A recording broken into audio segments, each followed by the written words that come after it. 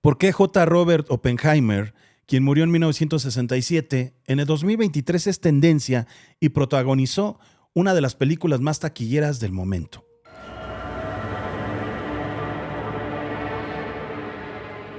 Para entender por qué uno de los físicos y científicos más destacados del siglo XX recientemente tuvo una adaptación en película y se ha vuelto tendencia, es necesario conocer la historia y contexto sociopolítico en el que creció y se desarrolló este criticado, juzgado y admirado personaje, así como la gran enseñanza que dejó el igualmente conocido padre de la bomba atómica. Hablemos de Oppenheimer. Julius Robert Oppenheimer nació el 22 de abril de 1904 en Nueva York, Estados Unidos, hijo de padres judíos. Oppenheimer fue criado en un ambiente intelectual estimulante que fomentó su amor por el conocimiento. Desarrolló un gusto por las ciencias, las matemáticas y los climas desérticos. Desde que fue muy joven, se decía que tenía una mente polifacética y una amplia gama de intereses. Estudió filosofía, literatura e idiomas, lo que lo volvían un apasionado de lecturas clásicas como son los diálogos de Platón y el antiguo poema hindú Bhagavad Gita. En 1922 ingresó a la Universidad de Harvard, donde empezó a mostrar interés por la física experimental, gracias a las clases de termodinámica impartidas por el profesor Percy Bridgman. Pero sin duda, el mayor interés que tuvo fue por la física cuántica y sus paradojas, gracias a una plática impartida por el físico Niels Bohr. En 1925 obtuvo una licenciatura en química y filosofía.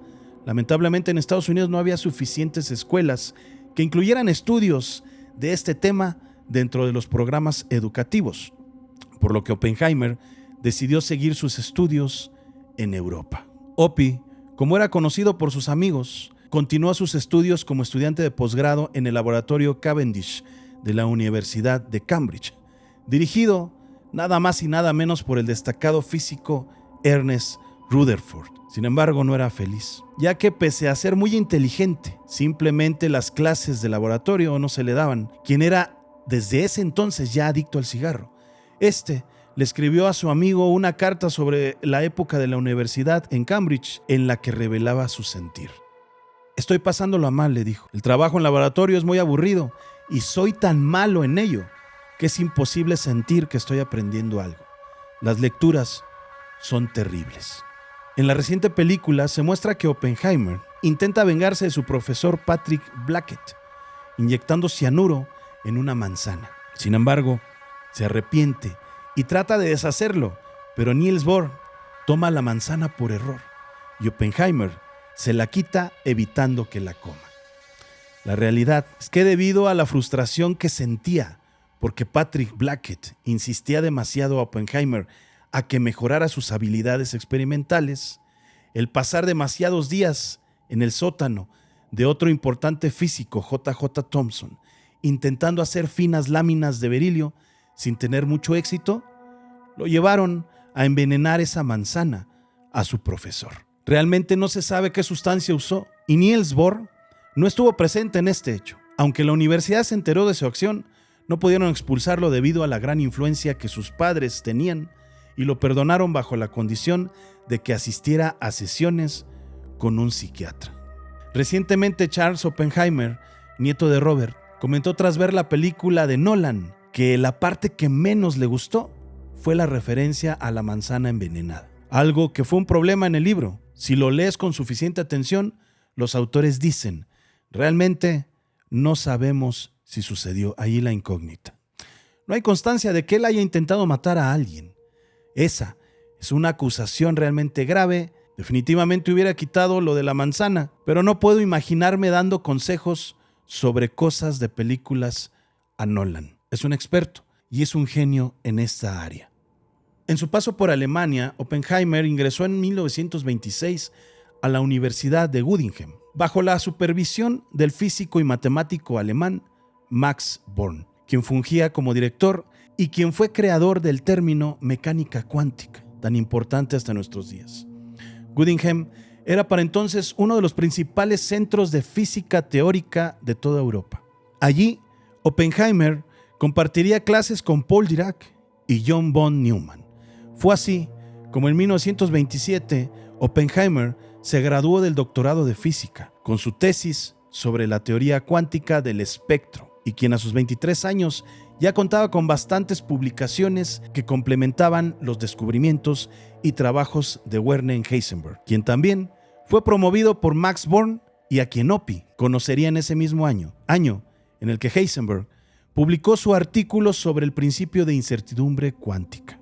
Aquí es un punto muy crucial en la historia, ya que era la primera vez que estos dos científicos se conocían y compartirían una gran amistad.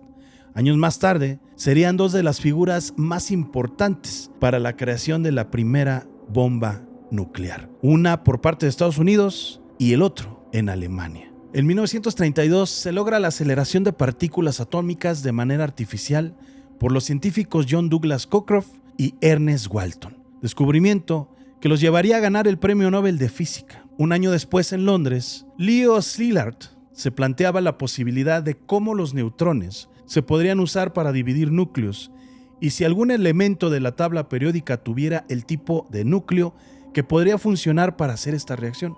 Gracias a que en una conferencia de medios, Rutherford había planteado la posibilidad de dividir el átomo bombardeándolo con protones, pero a su vez descartaba la posibilidad de controlar la energía liberada como una posible fuente de energía, ya que para él era algo absurdo.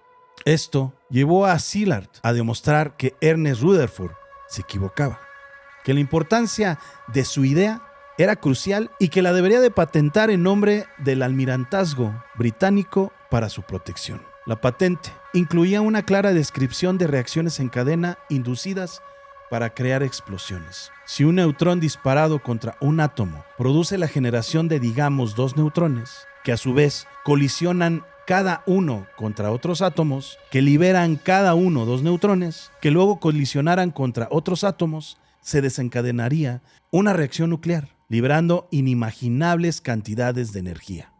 De vuelta a Estados Unidos y convertido ya en un catedrático, Oppenheimer comenzó su carrera académica en la Universidad de California. Rápidamente se desató como un brillante físico teórico y fue reconocido por sus contribuciones a la mecánica cuántica y a la teoría de la relatividad. En 1936, Robert entabló una relación sentimental con Jean Tatlock, hija de un profesor de literatura en Berkeley y con quien formara una familia más tarde.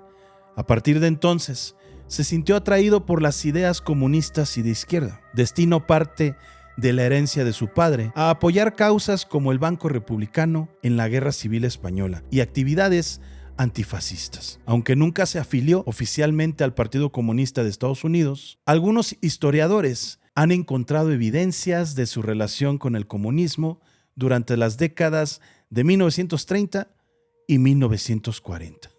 En 1938, Luis Walter Álvarez, otro de los importantes físicos de la época, descubrió que algunos elementos radioactivos se descomponen mediante la captura de electrones orbitales.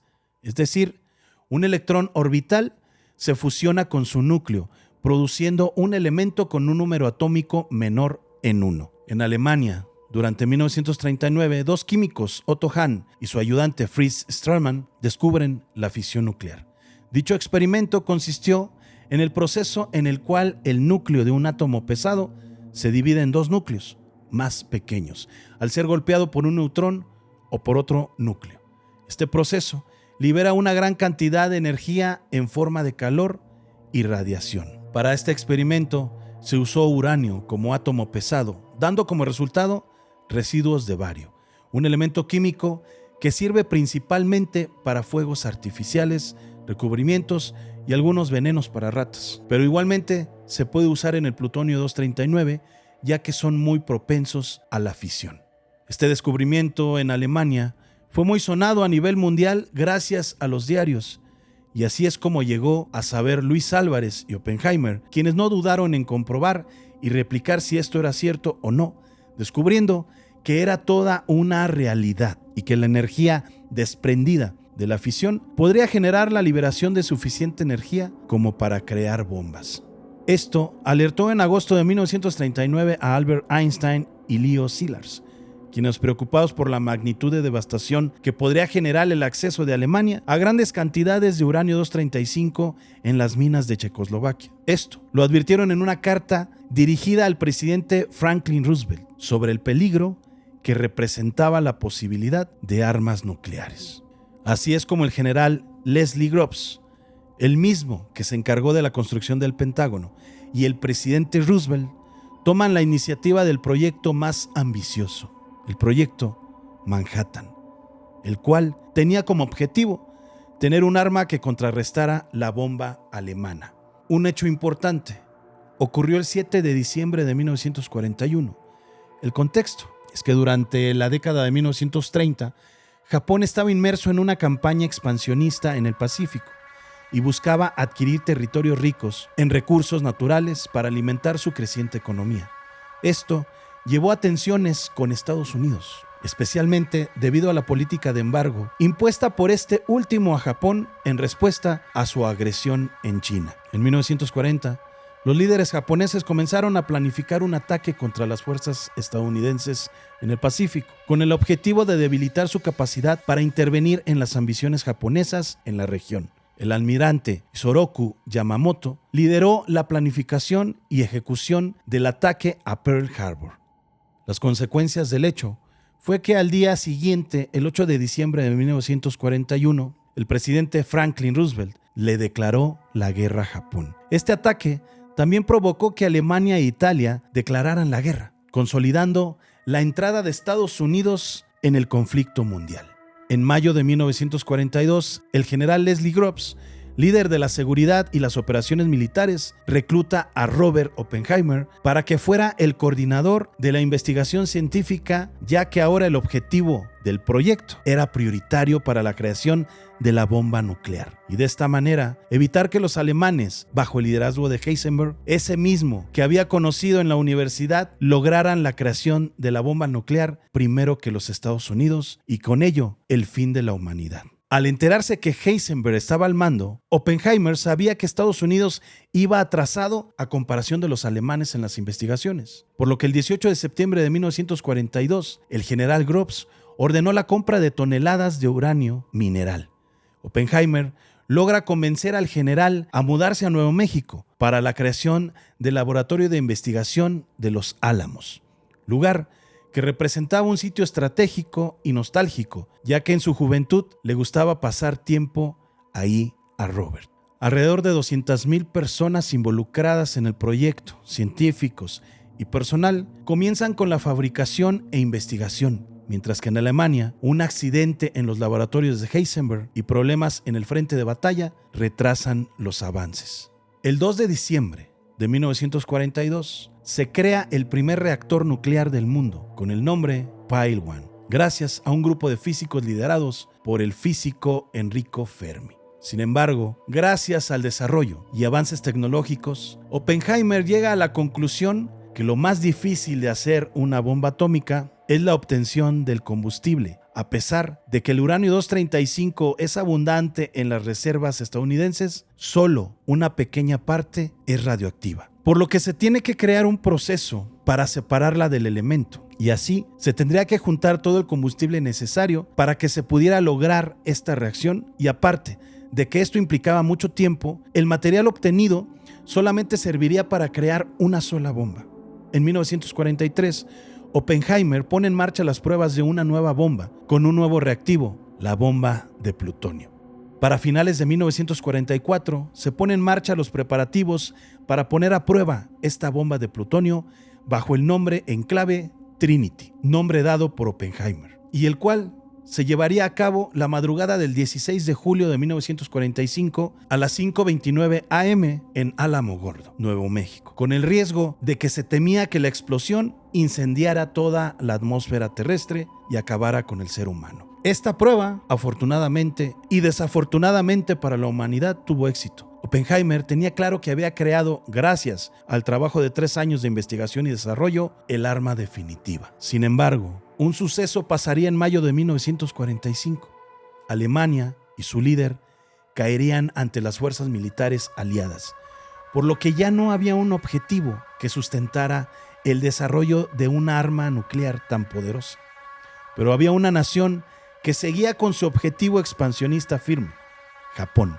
El nuevo objetivo era claro: poner a prueba al mundo el arma de devastación más poderosa jamás creada. Y es así como dos nuevas bombas nucleares se hacen presentes. La primera, un 6 de agosto de 1945, llamada Little Boy, bomba creada en base a uranio enriquecido y con el objetivo de hacerla detonar en la ciudad de Hiroshima, llevándose a su paso la vida de más de 100,000 personas. Sin embargo, al no rendirse Japón tras esta desgracia, solamente bastaron 3 días para que Estados Unidos lanzara la segunda bomba, Fat Man, bomba creada a base de plutonio en la ciudad de Nagasaki, la cual cobró la vida de alrededor de otras 90,000 personas, casi 200,000 personas de forma inmediata. Oppenheimer, al ver el poder de destrucción, sabía que el uso de estas armas nucleares condenarían a la humanidad a una carrera armamentista, por la cual abogó por el control internacional de las armas de energía atómica y la importancia del asesoramiento y uso de estas.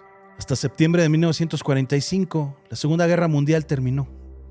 El presidente de Estados Unidos, Harry S. Truman, felicita y reconoce a Robert como una de las personas más importantes e influyentes de la nación. Pero Oppenheimer demuestra una preocupación y arrepentimiento de lo que ahora significa para el mundo tener sus propias armas de destrucción. Aunque él considera que la Unión Soviética, con el paso del tiempo, podrá desarrollar sus propias armas, jamás se imaginó que podrían tener también ellos una bomba atómica. A pesar de que el presidente le sugirió ampliar el terreno de investigación en Los Álamos, Robert Oppenheimer simplemente le dejó en claro que sentía tener las manos manchadas de sangre. El presidente le respondió: deja que la sangre esté en mis manos y deja que yo me preocupe por eso. Sin embargo, después de que el científico se retiró, Truman, con una expresión alterada y claramente enfadado, manifestó que no deseaba volver a encontrarse con Oppenheimer nunca más. El fin de la Segunda Guerra Mundial dejó a Estados Unidos y la Unión Soviética como las dos principales potencias mundiales. A pesar de haber sido aliados durante la guerra para derrotar al Eje, las diferencias ideológicas, políticas y económicas entre los dos países se volvieron más evidentes una vez que el conflicto terminó. En agosto de 1949, la Unión Soviética logra crear su primera bomba atómica, dando paso a la antesala de la Guerra Fría. Los estadounidenses decidieron que lo mejor sería desarrollar una nueva bomba más poderosa, la bomba de hidrógeno. Oppenheimer se oponía al desarrollo de esta nueva arma, conocida como la Super, y eventualmente, en 1954, Robert fue sometido a un juicio de seguridad nacional gracias a las ideas comunistas del pasado, entre muchas más acusaciones. Él era un peligro para la nación, después de haber sido un grande. Esto lo dejó mal ante la comunidad científica, pero sobre todo quedó fuera de cualquier proyecto nuclear. Para este punto, Oppenheimer se dedicó enteramente a la docencia y enseñaba la importancia del manejo de armas nucleares a sus alumnos, lo cual continuó hasta 1966, cuando se jubiló. Un año antes, en 1965, declaró en una entrevista esto: sabíamos que el mundo no iba a ser el mismo. Algunos se rieron y otros lloraron, pero la mayoría se quedaron callados. Recuerdo la escritura hindú del Bhagavad Gita. Vishnu, Dios hindú, está tratando de persuadir al príncipe para que cumpla con su deber. Y para presionarlo, toma la forma de múltiples brazos y dice: ahora me he convertido en la muerte, el destructor de mundos. Supongo que todos pensamos eso de alguna manera. Finalmente, el 18 de febrero de 1967, Julius Robert Oppenheimer murió de cáncer de garganta debido a su adicción al tabaco.